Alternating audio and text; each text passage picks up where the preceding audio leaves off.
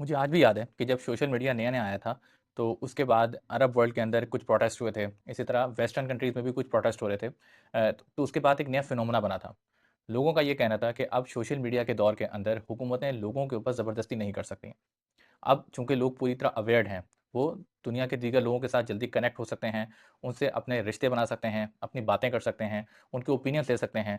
लिहाज़ा एक डेमोक्रेसी आम इंसान की पहुँच तक अब आसानी से दस्तयाब है। तो वो अपना ओपिनियन आसानी दे सकता है, वो अपना प्रोटेस्ट आसानी से रजिस्टर करा सकता है और इन सब चीज़ों से हुकूमतें डरती हैं। लिहाज़ा अब दुनिया के अंदर शायद जंगें कम होंगी, ज़ुल्म व सितम कम होगा। लेकिन अगर आप आज के दौर में उन तमाम बातों को याद करें, तो आपको लगता है क्या वाक़ई ये सब एक रियलिटी है? नहीं, ऐसा नहीं है। इस दौर में सबसे ज़्यादा जंगें हुई हैं, इस दौर में इंसान के ऊपर सबसे ज़्यादा ज़ुल्म हुआ है और इसी दौर के अंदर वो तमाम निज़ाम नाफ़िज़ किए गए हैं, जो कि इंसानी हकूक़ की पामाली करते हैं और ये सब हमारी आँखों के सामने हुआ। जबकि अभी शायद ही जे इस वक़्त मैं पाकिस्तान में बात कर रहा हूँ, आप किसी दूसरे मुल्क में होंगे, वहाँ कहीं सोशल मीडिया बंद नहीं हुआ हुआ। सबको आज़ादी है, आप अपना ओपिनियन आज भी सोशल मीडिया के ऊपर दे सकते हैं। मैं अपना ये ओपिनियन यूट्यूब के ऊपर दे रहा हूँ। हम सभी किसी न किसी चीज़ के बारे में कोई न कोई रोज़ाना ओपिनियन दे रहे होते हैं।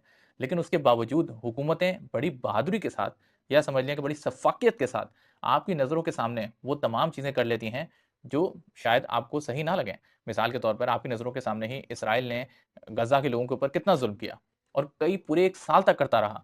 हम सबको पता था कि वहाँ रोज़ाना कितने बच्चे शहीद हो रहे हैं, कितने ख़वातीन के साथ ज़ुल्म हो रहा है, कितने वहाँ के आम शहरी के साथ ज़ुल्म हो रहा है। लेकिन हम सब देखते ही रह गए। जो इसराइल ने करना था, सो उसने कर दिया। उसके बाद डोनाल्ड ट्रंप ने वहाँ अपनी कॉलोनी कायम करने के लिए पूरा एक मसवदा बना के भेजा और जिसमें फ़लस्तीन के लोगों के पास कोई ऑप्शन ही मौजूद नहीं था। हम सब देख रहे हैं ये सब हो रहा है, लेकिन हम बोलने के बावजूद कुछ नहीं कर पा रहे। इसी तरह अभी पाकिस्तान ने एक अमेंडमेंट मुतारिफ़ करवाई है, जिसके मुताबिक पाकिस्तान ने अपनी तमाम अथॉरिटी पाकिस्तान आर्मी के हवाले कर दी है और जो जुडिशियल सिस्टम था उसको डिस्टर्ब कर दिया है। सुप्रीम कोर्ट की हैसियत को ख़त्म कर दिया है और अपने मनपसंद जजेस को लाकर उसने अपनी एक कोर्ट बना लिया है, जिसको उसने फेडरल कोर्ट का नाम दे दिया है। हम सबकी नज़रों के सामने हो रहा है ये सब।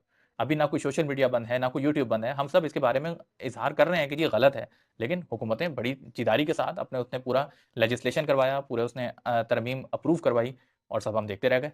लिहाज़ा ये जो एक थॉट प्रोसेस था या समझ लें कि एक मिसकंसेप्शन हमारे दिमागों के अंदर था कि सोशल मीडिया के आने के बाद ये जमहूरियत मज़ीद मज़बूत हो गई है, अब हुकूमतें आवाम से डरती हैं, ये सब एक बस एक बबल की तरह था और वो अब बबल बर्स्ट हो चुका है। असल में हुआ ये है कि हम सब सोशल मीडिया के ऊपर इतने ज़्यादा बिज़ी हो गए हैं कि उस चक्कर में हमने बाहर की दुनिया से बेरुखी कर ली है और अब हमारे अंदर इतना अज़म, बहादुरी या अपने हकूक़ को लेने के लिए जस्तजू नहीं बची कि हम इस कीबोर्ड वॉर से निकल कर असल पे जाकर रोड के ऊपर कोई अपने हकूक़ की जंग लड़ें। और हुकूमतें इसी से फ़ायदा उठा रही हैं कि आपने बाहर आना नहीं, आपने सिर्फ़ कंप्यूटर कीबोर्ड के ऊपर ही अपनी जंग लड़नी है और हुकूमतें इसमें खुश हैं।